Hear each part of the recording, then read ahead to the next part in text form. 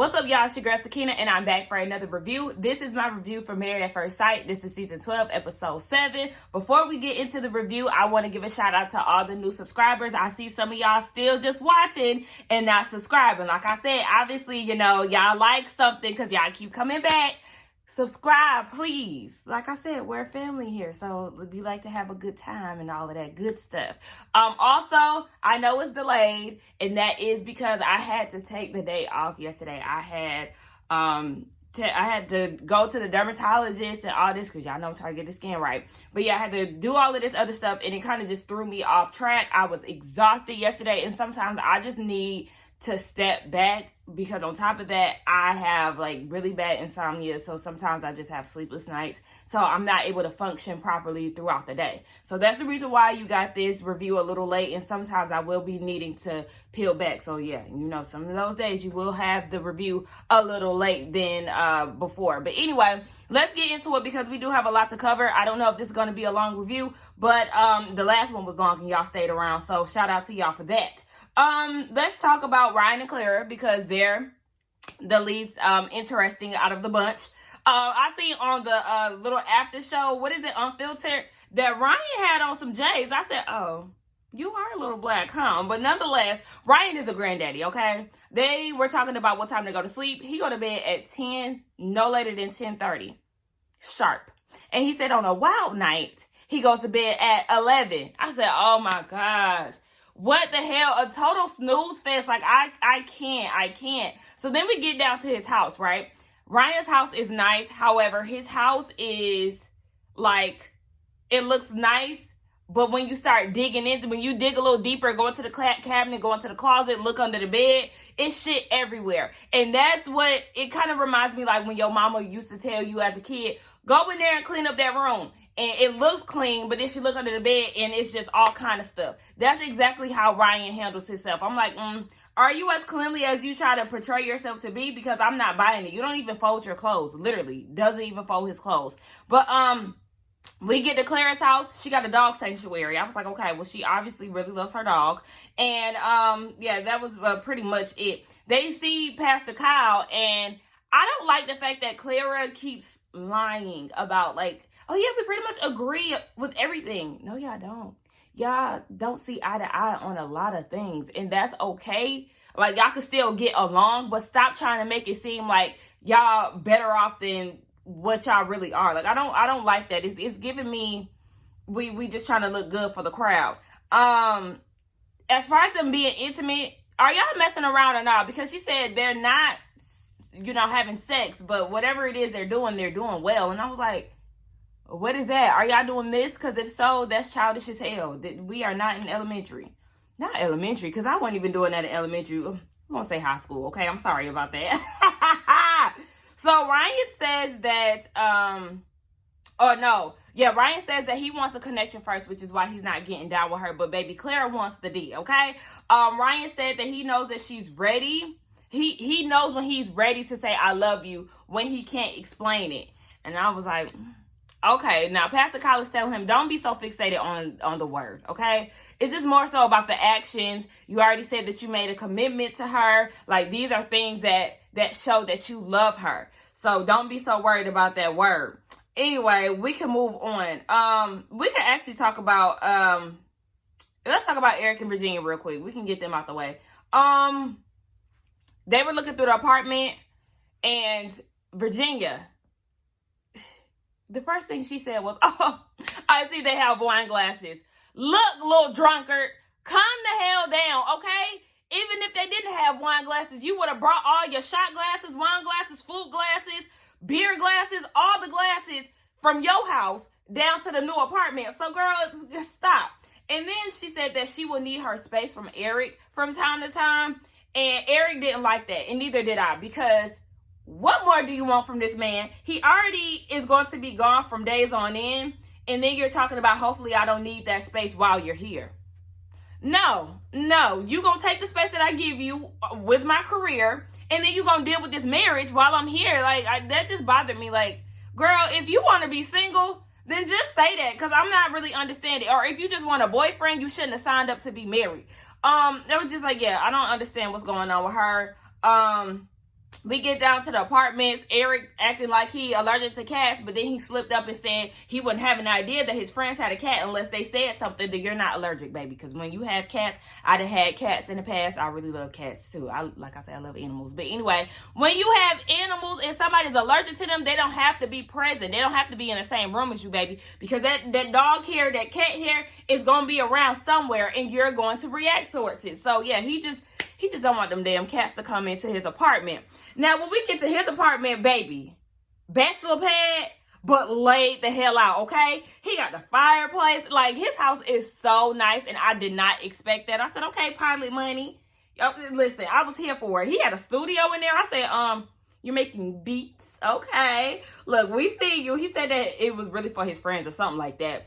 You can see they obviously have two different styles, right? I prefer Erik's style over Virginia's style. Virginia said that she doesn't see herself living in his space because it doesn't really have a lot of family photos and things like that. I said, sis, Virginia gives me, I like to have family, live, laugh, love stickers on the wall. No, ma'am. I'm sorry for anybody who has those, things on their walls. I cannot, like, it's a no for me. It's a hell no for me. Now, Pastor Kyle comes over and they discuss their relationship. Now, before he comes over, Virginia tells Erik, I see you haven't been drinking that much today. Bitch, because he don't drink like that. Like, y'all don't understand my frustration. Every time she brings up liquor, alcohol, drinking, whatever, it just sets me off because it's like, you're a drunkard, for real. And y'all, I didn't even know what the hell that word was before Chris shaded her with that shit. But that's exactly what she is because drinking is life for her. And that's such an issue. Like, I don't understand why you rely on the bottle so much. So she said in her confessional, I hope that Erik doesn't think that this is a phase because this really is not. This is me. I'm an extrovert. I'm a party girl. Like, this is me. Pastor Cal said, okay, well, is the age difference an issue for y'all? Erik said, no, it's really where she is in life. Like, I've been here before. I've been married. I've been in serious relationships. She really hasn't. And that's something that is a problem for him. And I definitely see why. He said that she thinks that this is a boyfriend-girlfriend relationship. And this is not that. She hated the fact that he told her, because she went to go hang out with her friends. And she hated the fact that he said, be careful when she walked out. Then got offended when he asked her to text him when she got to her destination. I don't know if you've ever had a boyfriend or if you ever had, not even a boyfriend. It doesn't even have to be that. Because my best friends, my close friends, anytime we leave, all right, text me when you get home. It's just for safety reasons because you care about that person. You want to know that they made it safely so you won't have to worry. Like, she was like, my parents used to make me do that. It's not him trying to be your parent. It's just you are really immature, and it really bothered me that she was so offended by that because that's just a sign of him caring for you with your dusty ass. Now, Erik said that he wants her, like, he doesn't want to basically control her, but he does want to know where she is or asks, can she go somewhere because she's not single. And that, I don't like that. I don't like that. I'll say that because I don't want to ask for your permission. Now, I'll tell you, like, hey, I'm about to go kick it with my friends, like, or ask you, are you okay with it just in case you had plans for us, just to see, he may have had plans. Let me run it by him real quick. If not, baby, I'm out of here. You know what I'm saying? So I'm just like, Then they got into the topic of how she doesn't like the fact that he feels uncomfortable with her having male friends. And she was like, my male friends are just, basically like my gay male friends. And Pastor Cal was like, okay, well, are they gay? No, they're not. And then she says that she goes and passes out on their couch sometimes, but she don't feel like driving home. Pastor Kyle said, baby, that is an issue, okay? Because I would not feel good with my wife being at some man's house passed out. It's not even you that's the problem. It's the fact that me as a husband, as the head of the household, I'm supposed to protect you, be there for you, and all of that. And I can't be there for you if you out there sleeping on another man's couch because you done got too damn drunk to drive home. And they could either try to take advantage of you or whatever the case. So it's just like, girl, your mindset is, It's trashy. It's childish. It's, Get her away from me. Get her away from me. Because the more I see Virginia on my screen, the more I don't like her old drunk ass. Now, anyway, we see Haley and Jacob. Haley is on her way to the, she's on the flight, but she ended up getting a different seat. Now, she does say that what happened last night, remember Jacob informed us, she was hanging with the couples and they all ran on some lame shit. She said that wasn't the case, really. She said she was sticking to it just really being a girls' night, and that Jacob accused her of having a boyfriend. So I was like, okay, yeah, y'all got two different stories. One of y'all lying, and I'm really feeling like it is Haley. Now, they get to their apartment, and Jacob is saying, I said that you are acting like you have a boyfriend because of the way you moving out here. And he said that your energy is just really cut off and that you lied about this situation. So those white lies tend to build up, and, he doesn't like that. So he said that he experienced that with his ex as well. So that's another reason why he really ain't feeling that. Now, Haley said that she didn't want to hurt his feelings and that she had pulled back for those past... I'm filming. My dog. My gosh. She said that she pulled back. She said that she pulled back after 2 days and she seen things that she didn't like. So the thing that she seen that she didn't like was him insinuating that she was a liar. And I'm like, but you did lie. According to him, you definitely lied. He said there was couples downstairs and they all ran off. Like, I believe Jacob, and I just feel like Haley is just on that fuck shit. So Jacob was like, but you did lie. And the problem is, get out. The problem is she didn't take accountability. So then she goes into this victim role. Oh my gosh, like, I just been so messed up by this. I haven't eaten in 2 days because of this. I said, girl, no ma'am, we not doing that. So he was like, yeah, baby, we are definitely living in 2 different realities. You over here doing whatever you doing, and this is not that. And she was saying, oh, so now I have high. Get out. Oh my gosh, he won't be quiet. Like, I don't understand what he wants from me. So yeah. Anyway, he ended up apologizing later on because they were sleeping in 2 different rooms and he apologized for his actions. But I was like, so where's Haley's apology? Because I didn't hear it. I didn't hear anything. And I feel like she definitely needs to apologize to him because you lied. Now we get down to these apartments. Haley's apartment is laid. It's very cute. Out of everybody's apartment, she was my favorite.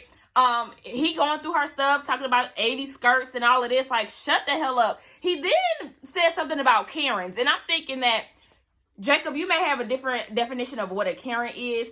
To me, it sounds like his definition of a Karen is an old lady. And our definition of a Karen is a racist white woman who likes to call the cops and play victim all the time. Nonetheless, he said that his house style is modern rustic with 80 neon lights. And I just wanted to puke. So then we get down to the 80s King's house, and I'm not impressed. I'm not. What he said, the slanted carpentry and all of this stuff, we didn't even get to see the little beach, the gym, the sauna, all this other stuff that he was hyping us up to see. Baby, I'm not impressed by what we saw, though. Like, no, he was trying to get her to wear these sunglasses throughout the house. He had like an ostrich skin cowboy boots, and I was just like, bruh, what? He said that he was taking his neon panels to the house. Don't you bring them damn panels to the house. No, you need to leave your 80 sanctuary where it's at. Don't bring none of them 80 pieces to the house. Like, Then they get downstairs and he got the neon lights. Now, the neon lights, I'll let him have a pass with because everybody loved them damn LED lights. It's not for me. They can't come in my house. We're not about to have a light show up in here. So, no, I did not like the wood panels. They had 4 dogs all together. He got 3, she got 1. I said, how y'all gonna do that in that little ass apartment? His one dog, what's the dog name? Chloe? She's crazy as hell. And I was like, when she said, my dog comes first before anything, I was like, truth be told, y'all, look, hear me out. I identified the most with Haley. Like, personality-wise, she's been single for so long. I've been single for so long. It's kind of hard for her to adapt to, it's a new thing to adjust to. So, like, I understand her peeling back because I've experienced that before. I don't like to move fast in situations, and I've done that in college. Like, I moved fast with this one guy, and I was just like, oh, like, it was a shock to me. And I just was like, you know what? Let's not even do this. Like, he was giving me rides to school and all of that, and I had to cut that shit off because I was like, yeah, this is just a little strange to me. So, I identify with her the most out of everybody. So I'll be seeing glimpses of myself in her. And I'll be like, oh, sis, stop. Because this sounds too familiar for me. And a lot of people don't like her. That's why I said I ain't going to get on no show like this. Because y'all ain't about to chew me out, baby. Now, anyway, Pastor Kyle comes to visit them, and Haley said that she's really not a touchy-feely type of person. I am, so, you know, I'm not clingy, but, you know, I like physical touch. Touch me, okay? Please me, baby. No. But, yeah, she said that she doesn't like to move so fast, so she peels back. And like I said, I can relate to that. Jacob accuses her of having a past, and he said, wait, no. Jacob accused her of having a boyfriend because of his past. Jacob was a side piece, baby. He said that he was the one that the girls used to go and run to for some late night pain. And I said, oh, okay. Now, my best friend said that she don't believe that. And at this point, I'm definitely agreeing, because it's like, you don't give me that, you know, I'm about to leave my man to go mess with you vibes. Like, okay. I mean, if he say it, that's what it is. But okay, Mr. Side Piece. Haley says that she doesn't have a connection with him, and that argument that they had pushed it further back, okay? So she said, also, I don't like the 80s, honey. That's kind of like a red flag for her. Baby, you need to go ahead and cut that out, because you still living in the past, and it's very disturbing how obsessed with the 80s it is. Like, he is. Everything, it goes back to the 80s. Oh, yeah, that jean skirt, so 80s. Like, baby, we are in 2020 at this point. Y'all was in 2020. Cut it out. Cut it out. Let the 80s go. It's okay to have some 80s, you know, things about you, the 80s movies and all of that. Just give him an 80s shed, okay? He want to be living in the 80s. Give him a time capsule. Build him a little man cave shed. And he can have all the 80s that he wants, just not inside the house. That's compromise to me. Now, anyway, let's go on down to Bree and Vince. Bree.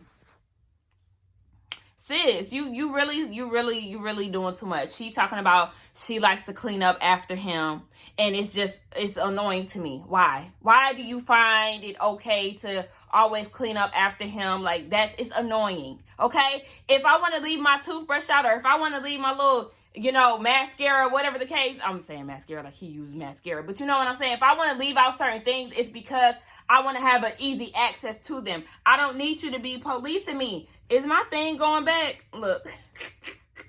I don't like the fact that she be looking after him like a damn child. And then when they got to the apartment, I don't know if y'all caught this. When he said, oh, we'll keep this bathroom messy. First of all, what do you mean messy? I'm feeling like he was meaning what I said, like leave certain things out for his access. But she asked him, can he cut his beard? Like, yeah, can you touch that up or something? She said, and I was just like, ugh. I don't know if I was the only one who caught that, but she definitely said that shit. And she was also telling him, take off your shoes. And just like, you want a child. Somebody give her a child so she can clean up after, and she can tell what to do. Give her some babies, Vince, so she can go ahead and run after their asses and do that. Because that shit is annoying as hell. I need you to really cut that out, Brianna. Now, Pastor Kyle comes over. They talk about finances. With Vince being a new business owner, you know, the money is a little shaky, okay? But Bree said that she's willing to pick up the slack. So, I mean, go ahead, make it work. Y'all a team anyway. They talk about, like, their connection. And Bree says that Vince said that he wants to be with Bree for the rest of his life. And I was like, okay. I feel like that was something that he said a little too quickly, because they're only within like 8 days within the marriage, 8 to 11 days.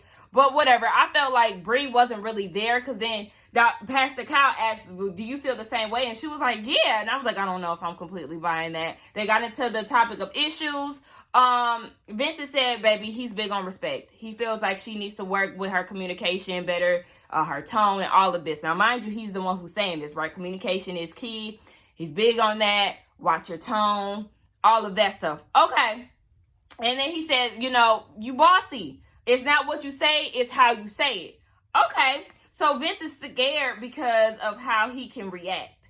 And he said, you know what I'm saying? And Pastor Cal said, no, I don't. Like, baby, you're going to have to explain to me, because I don't know what your reactions look like. And I said, baby, okay, your family is right. The family is right. We get down to the apartments. Bree's apartment is cute.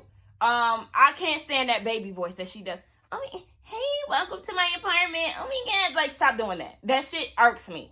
It really irks me a lot, and I can't deal with that shit. Like, ugh. Anyway, Vince's apartment is nice. She said that she was surprised that he was a clean person. Okay. Now, they get down to the apartment later, the mutual apartment, and they go to pop some champagne, and Vince spills it all on the floor. No big deal. It's hardwood flooring. It's a simple cleanup, right? Bree. Taking jabs. Oh, Vinny, it wouldn't be you if you didn't do something like that. Let it be you. Of course, of course. And it's just like, okay, those subtle jabs, those constant remarks is very annoying. It's very annoying. And I knew her comments really irk him more than what he makes it seem. Because even when they were at the honeymoon, you could tell, like, there was little shit that she would say that would bother him. And I think he's just bottling it up. And it's going to explode, in which we did see. But I don't think that we've necessarily seen the true reaction of how he would have handled that shit. Or how he could handle it. So, you know, he spoke on it, but then he shut down. And I was like, Vince, because they went into the bathroom and they changed together, and she was like, Vincent, what's wrong? And he was like, I don't like how you disrespecting me. I don't like how you talking to me. Like, basically, put some respect on my name, bruh. And then they got into the bed, and he was like, I feel like you're belittling me. And she just really didn't understand. And I was like, okay, Vincent, you big on communication, but Bree is trying to figure out what's going on. Give me examples, like, what did I do? And you're not communicating that properly. And I feel like you're doing a little too much, sir. Not a little too much. You did way too much when you said, well, I can go home. And he left. I thought he was going to go to the other room, but he had a book bag, baby, and he was out the door. And I was just like, no, I don't like that. I don't like that. You need to communicate better, because why are you so triggered by this? Like, I understand it's very annoying, but the way that you went about it, it was just too extreme for me. And it makes me wonder, what was the dynamic with you and your ex? Like, did she talk to you in a disrespectful tone, or is this something that stems from your childhood? Like, what is it? I feel like we need to get down to that, because, baby, the way that you went about that, it was annoying, but you didn't have to go to your house. He's the sensitive one, okay? Baby, somebody tell me what his sign is, because I need to know. So now we can talk about Paige and Chris, okay? That's what we're here for, right? We see that they did fly from Vegas together. But once they got to Hartsfield-Jackson International Airport, baby, in Atlanta, he said, deuces, baby, I'm going to go ahead and book me a flight to Chicago. I need a breather. I said, not a break. Sir, see, he be going about shit the wrong way. But Paige just accepts it. So it's just like, I mean, what the hell y'all want us to do about it? And as she was explaining it, was it me? Or did Paige look like she wanted to laugh while she was explaining the fact that he went to Chicago? I said, what is that about? But anyway, yeah, later on, he wants to meet up. Once he gets back from his break in Chicago, he wants to meet up with her and talk without the cameras, without the mics and all of this. So he said that he's not the type to fake shit. And he said that he's trying to get back with his ex and he's still in love with her, right?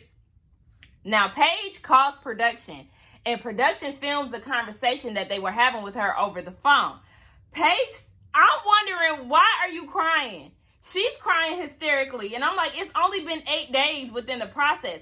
Y'all really didn't even have a real connection. So I don't understand why you're so, upset. And I said, he been said that he was in love with his ex in Vegas. Now all of a sudden you're outraged, and it's just so confusing to me. Like, I understand you probably crying out of embarrassment because this is a show, and you're probably crying because you're the one who got rejected. But it's just like, okay. Now, she told the production that he already looked into a lawyer, honey, a divorce lawyer. He's ready to sign them papers, okay?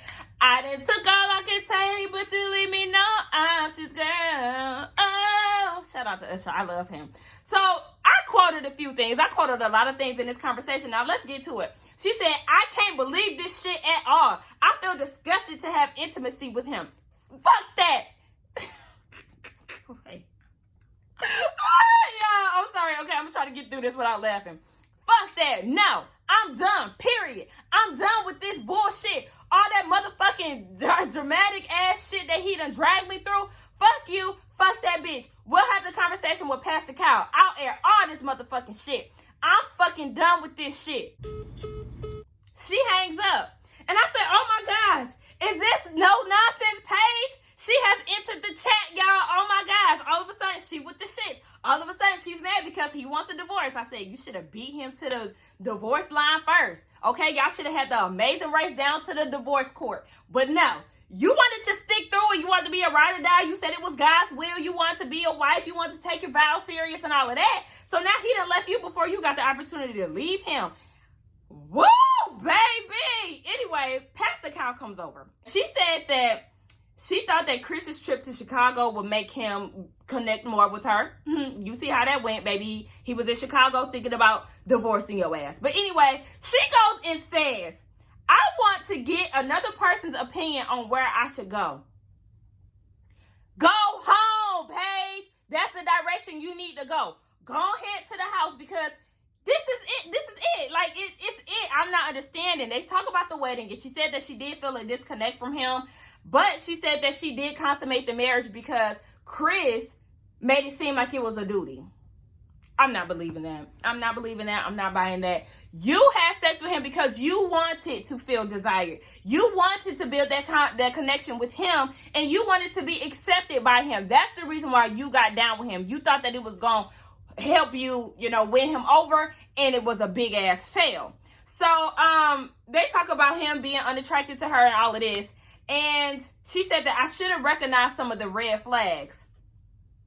You should have recognized the red flags when he kept bringing up the ex unnecessarily at the wedding. That's one. You should have picked up on all of that. You should have went with your energy. You already felt a disconnection. So I don't understand why you had sex with him, but I do understand because you wanted to feel close to him. Anyway, Pastor Kyle is in disbelief. Y'all, the whole time, let me show y'all how Dr. Kyle was the whole time. What? Now, Paige.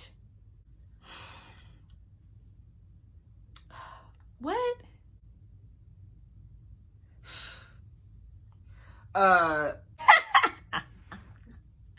had my boy stressed, okay? He could not take it. So then Paige tells him about the baby news. Like, he got a baby on the way, and he's in shock, like, oh my gosh, what the hell is going on? So she was like, yeah, I said that I was going to be a stepmom because, I've been here before. I'm not new to this. I'm true to this. Not you bragging about playing stepmom for the second time to a stranger who got his ex-fiance pregnant throughout this process of him applying for this show. Sis, do better. Like, what? I know she was still having sex with this fool. I said, oh my gosh. I told y'all she was going to have sex with him. When they was down in Vegas and he was saying all that nice stuff to her and sending her through that roller coaster, I said, she's eating this up. She likes this. She wants to really feel closer to him and be accepted. So she's going to continue to have sex with him. And that's exactly what she did. She said they had sex for majority of the marriage. There was only about 3 days where they weren't having sex. And she said that they were doing it unprotected. I said, whoa, girl, you can't get any dumber. So then Pastor Kyle said, why? Like, why were y'all having unprotected sex? And she was like, well, his dad was talking about a honeymoon baby. Girl, what? I'm sorry, I didn't know his dad controlled your uterus. Like, what? She told Pastor Kyle, yeah, he want to go forward with his baby mama. So, we pretty much done.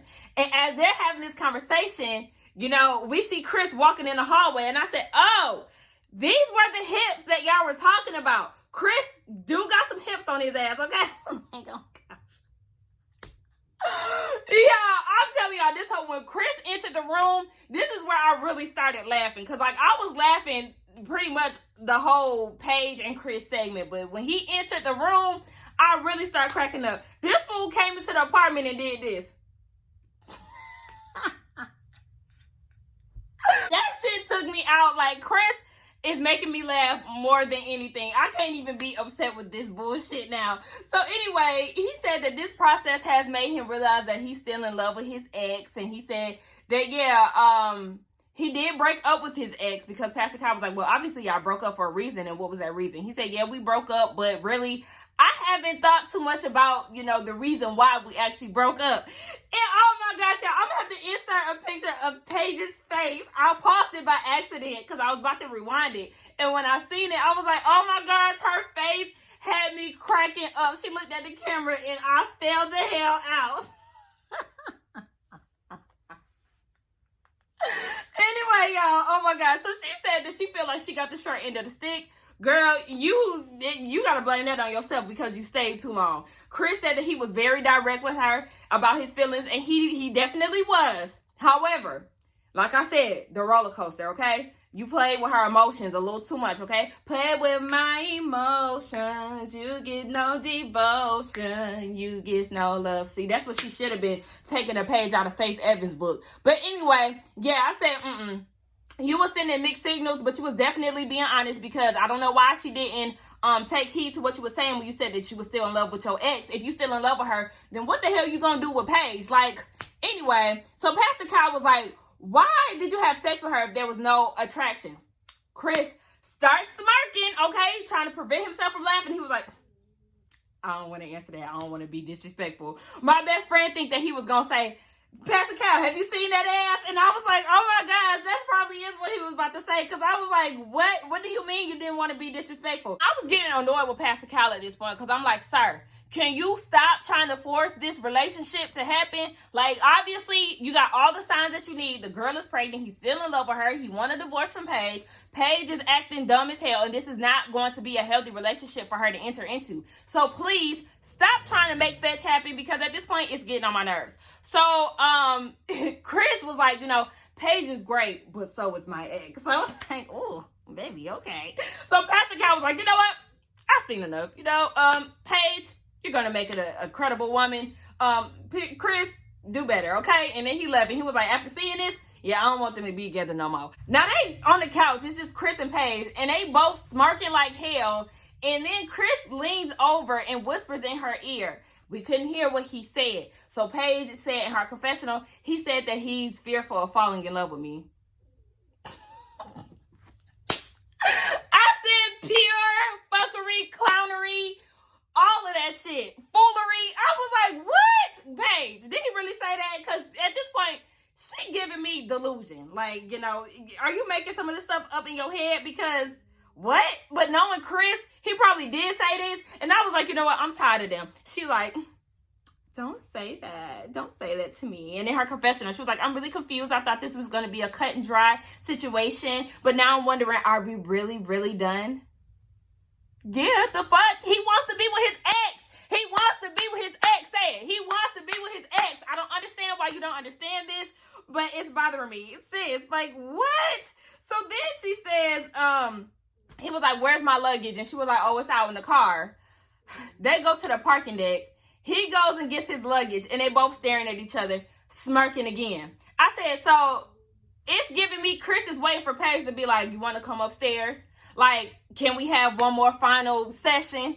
But she was like, okay, I'm going to walk away now. Yeah, walk away. And I hope this is the last time you see him. But we know it's not, because next week they're going to be together, or he going to want them to meet up with the ex. And I was just like, oh my gosh. I'm tired of no nonsense Paige and her easy, I want to be wanted head ass. Anyway, that was the end of the episode. I don't know if I gave y'all enough energy that y'all need, because I just feel like it's not there. I'm really trying to like spruce myself up for y'all. It's a gloomy day here in Atlanta, and my energy is still low. But I was trying to do my best for y'all. Anyway, let's get down in the comments and talk about it. Y'all let me know what y'all think about this episode. Don't forget to like, comment, and subscribe to my channel, and I will see y'all in the next one. Bye.